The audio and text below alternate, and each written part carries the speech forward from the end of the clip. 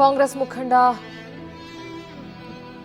ಧ್ರುವ ನಾರಾಯಣ್ ವಿಧಿವಶ ಹಿನ್ನೆಲೆ 3 ಗಂಟೆ ಆದರೂ ಕೂಡ ಮನೆ ಹತ್ರ ಜನಸಂದಣಿ ಕಡಿಮೆ ಆಗ್ತಾ ಇಲ್ಲ. ಹೇಗ್ರಿ ಕಡಿಮೆ ಆಗುತ್ತೆ? ಅಷ್ಟು ಜನ ಬಂಧು ಬಳಗ, ಸ್ನೇಹಿತರು, ಅವ್ರ ಕಾರ್ಯಕರ್ತರು, ಅವ್ರ ಊರಿನವರು 3 ಗಂಟೆ ಬಳಿಕ ಮೈಸೂರಿನ ಕಾಂಗ್ರೆಸ್ ಕಚೇರಿ ಬಳಿ ಅಂತಿಮ ದರ್ಶನಕ್ಕೆ ಅವಕಾಶ ಮಾಡಿಕೊಡ್ಲಾಗುತ್ತೆ. ಕಾಂಗ್ರೆಸ್ ಕಚೇರಿ ಬಳಿ ಅಂತಿಮ ದರ್ಶನಕ್ಕೆ ಸಕಲ ಸಿದ್ಧತೆಯನ್ನ ಮಾಡಿಕೊಳ್ಳಲಾಗಿದೆ. ಸಿಕ್ಕಾಪಟ್ಟೆ ಜನ ಅಲ್ಲಿ.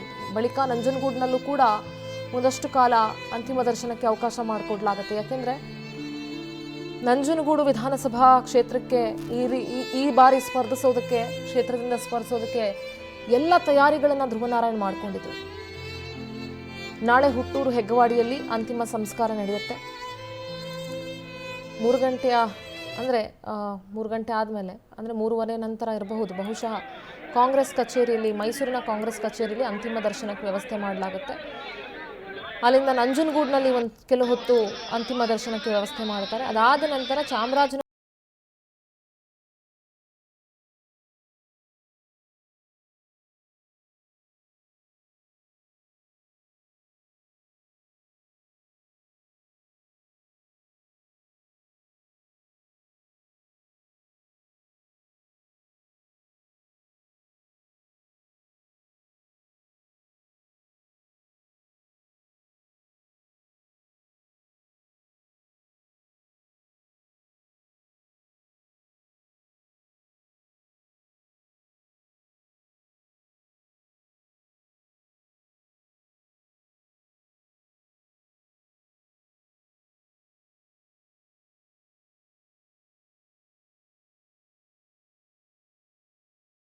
ಇಲ್ಲ ಅಂತಲ್ಲ, ನೋಡ್ತಾ ಇದ್ದೀವಿ ಎಷ್ಟು ಜನ ಅಭಿಮಾನಿಗಳವರು ಹುಟ್ಟಾಕಿದ್ರು ಅಂತ ಹೇಳಿ.